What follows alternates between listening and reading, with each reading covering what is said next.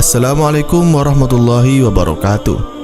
Masjid Nabawi menjadi situs penting bagi umat Islam. Tak heran jika makam di Masjid Nabawi itu menjadi salah satu tempat yang paling ingin didatangi umat Islam.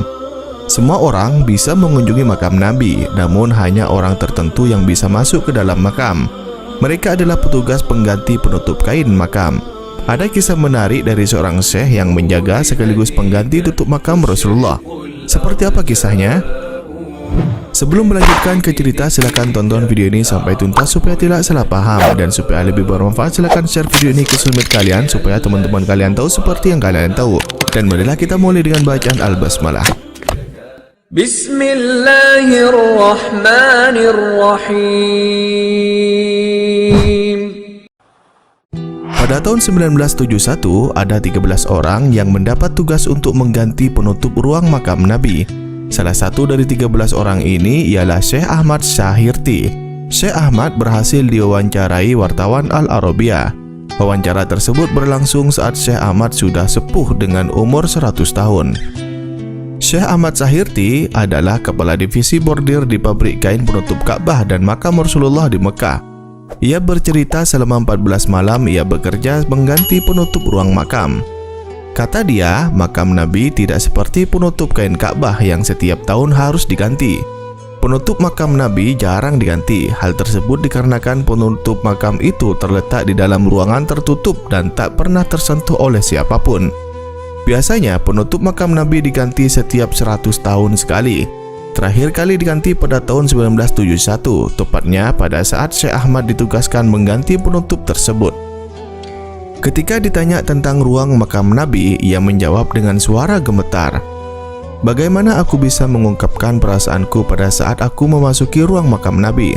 Aku tidak mampu, karena itu sudah di luar batas kemampuanku berbicara. Dan aku tidak pernah berpikir bahwa suatu hari aku akan ditanyakan tentang pengalaman ini.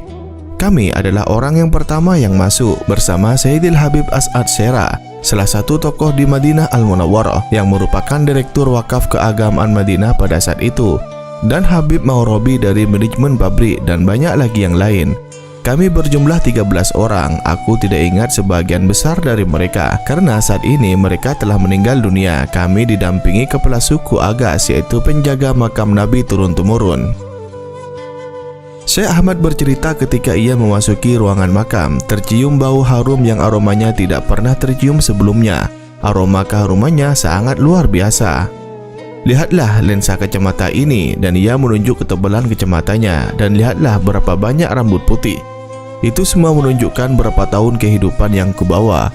Usiaku meski tidak menghitung, tapi aku pernah mendengar mereka mengatakan bahwa aku lahir pada tahun 1333 Hijriah atau 1917 Masehi. Dan seumur hidupku, aku tidak memiliki kegemaran selain kecintaan pada aroma yang indah atau parfum. Aku telah menghabiskan jangka waktu yang panjang di tahun-tahun yang tertinggal, berusaha untuk memuaskan nafsu mencium segala keharuman yang ada.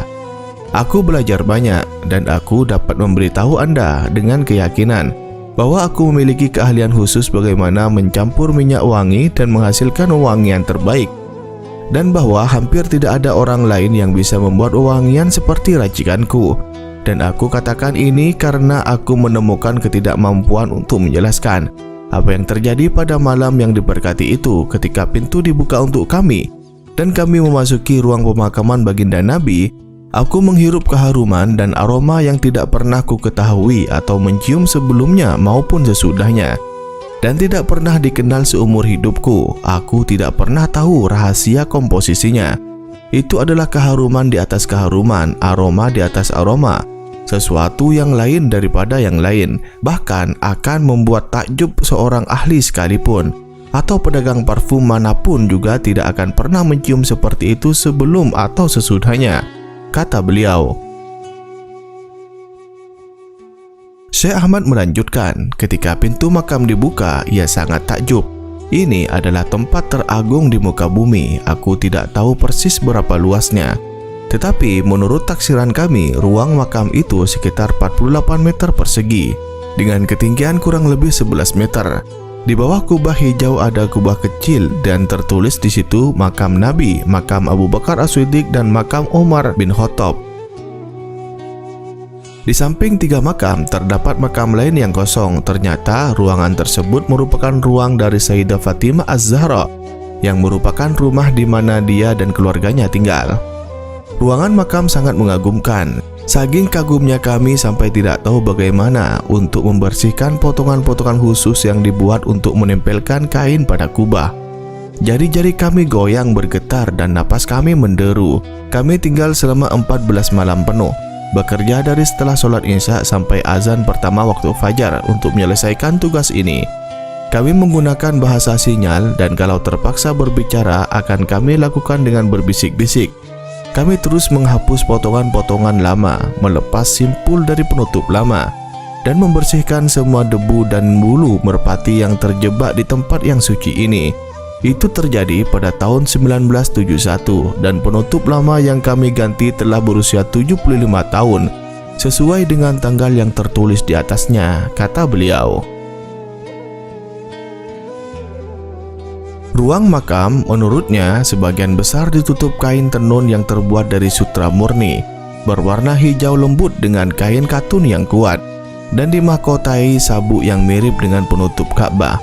Tetapi di sini berwarna merah. Seperempat bagian dari kain dibordir dengan tulisan ayat Al-Quran yang mulia dari surat Al-Fat, terbuat dari garis kapas dan benang emas dan perak.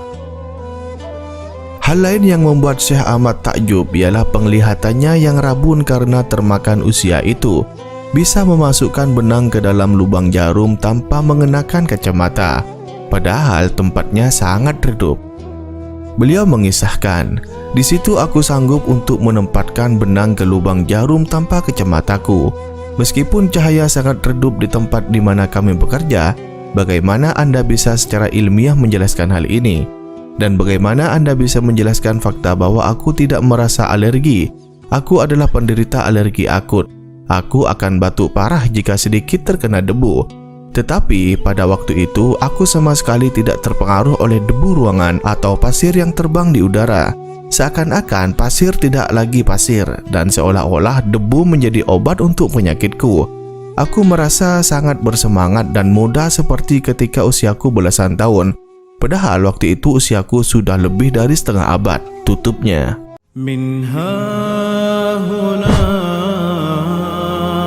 Ikhwani fillah, bagaimana pendapat Anda tentang kisah ini? Semoga kisah ini bermanfaat dan kita bisa mengambil pelajaran di dalamnya. Wallahu a'lam bishawab. Wassalamualaikum warahmatullahi wabarakatuh.